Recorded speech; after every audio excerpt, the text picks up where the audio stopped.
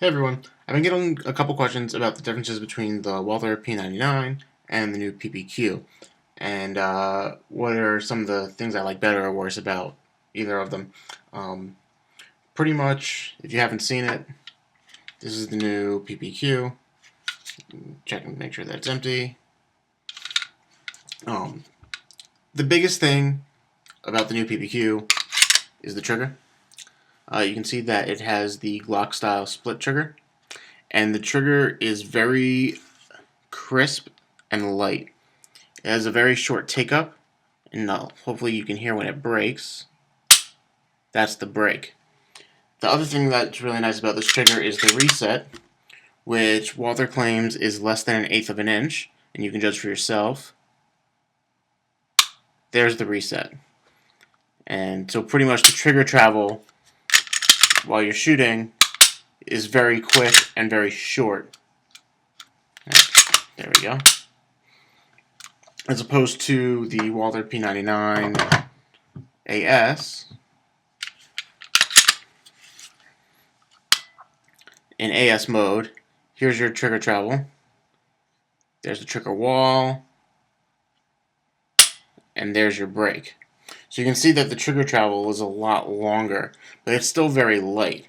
And then if we look at the reset on this, the reset I think is closer to about I was going to say 1/4 of an inch, but as I look at it right now on the video, it seems a little bit shorter than that. We can take a look at it again. There's the break, and there's the reset. Once again, if we compare that to, it's kind of difficult to see. Right now they're both on the trigger wall. And pretty much I've tried this a couple times, and no matter what I try to do, the PPQ always goes off first. The trigger is just so much lighter and so much crisper. In dry fire, it surprises me when I'm trying to pull them both consistently.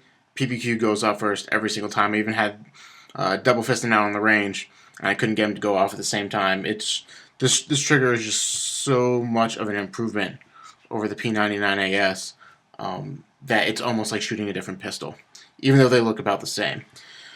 So on that note, we can talk about some of the similarities between the P99 and the PPQ. Pretty much both of them have the same general profile. The rear profile is slightly different. The PPQ is a little bit more rounded off, I would say. If you kind of take a look really closely, you can see that this is smooth here, those edges, and if you look at the P99, it has some of those sharper corners. I actually didn't notice it until I started comparing the two, that the P99 had this long groove going down the slide. And I don't know, I think these angular cuts here, I really think it improves the aesthetics of it, but I can see where maybe it's not the best as far as ergonomics goes, or having these edges catch when you're trying to draw out of concealment. The PPQ, extremely smooth. They even beveled these edges here, so there's really nowhere for this to snag on anything. You'll also notice the difference between the two. In the front, they have actual serrations on the PPQ, as opposed to these kind of cutouts on the front of the slide on the P99, which you could use to front cock it if you so chose. Again, I kind of like the styling of the P99 better, but I can see why they made the changes that they did. Also, some more similarities. The sights are pretty much interchangeable. I actually took the fiber optic sights that I had on my P99 and put them on the PPQ as I prepared for competition. The rears are exactly the same. It's the same adjustable rear. Other similarities, pretty much takedown, field stripping, exactly the same. The mag catches are exactly the same.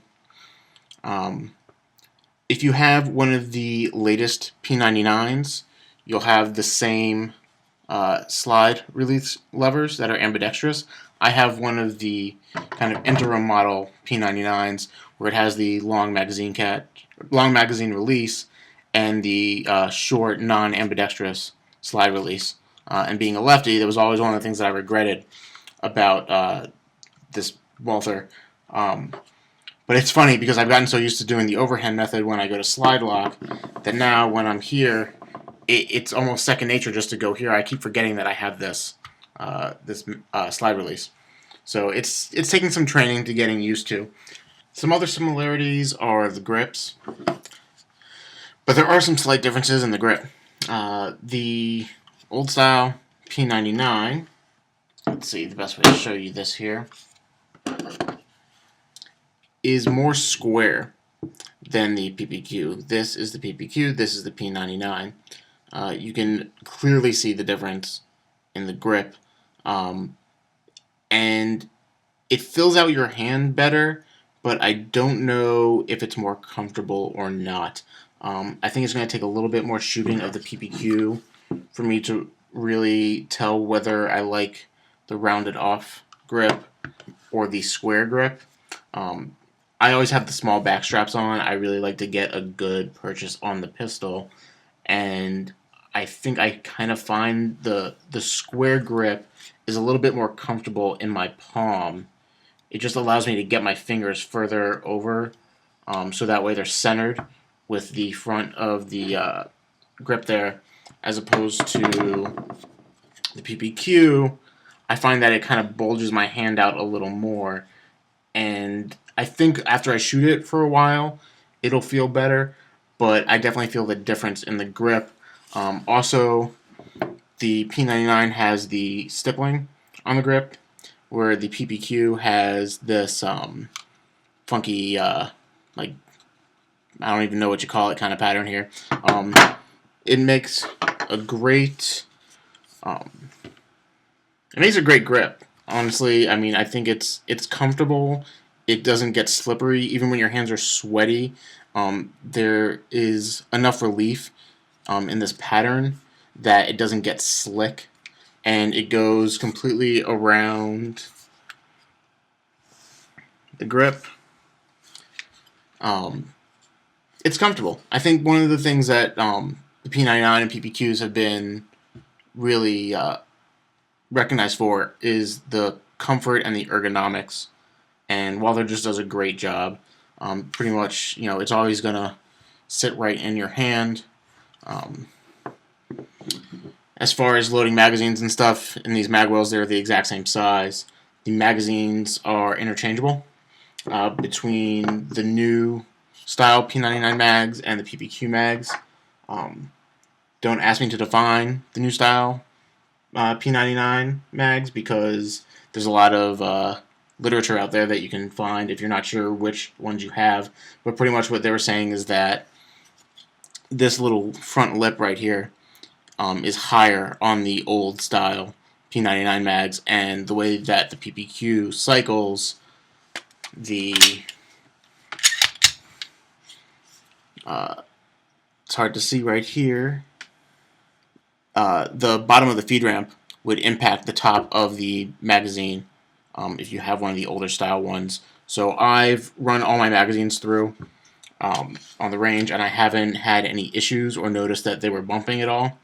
I'm also running both P99 mags, which you can see there, and I also have Smith & Wesson SW99 mags, which I picked up really cheap because I needed to find 10-round mags, and this is all that was available for a reasonable price at the time, and they worked fine. No problems with them in either the P99 or the PPQ.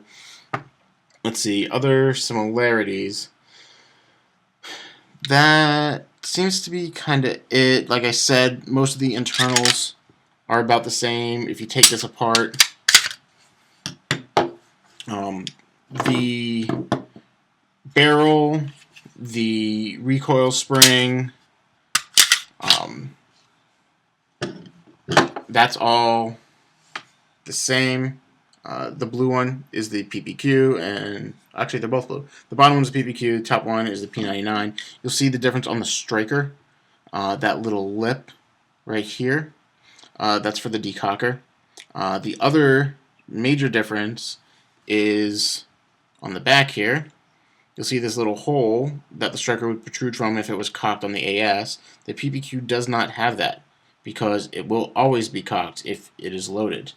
Of course, unless you have a misfire, then you have a dead round in there, but pretty much you can see the difference.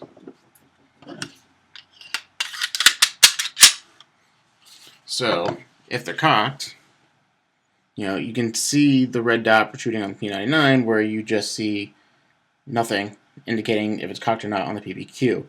I really like this feature of the P99 with the big red cocked indicator. The reason I like that is because when I'm shooting bang, bang, bang, and I end up in slide lock, I no longer see that red dot. And I've seen so many people shooting all other kinds of firearms, they don't know when they go into slide lock because this is all you would see, and you don't see that your slide is locked back. And so it takes a lot of time to go bang and realize that there's nothing in there. So I've always used that red cocking indicator to let me know that my slide is forward and in battery and I am good to go.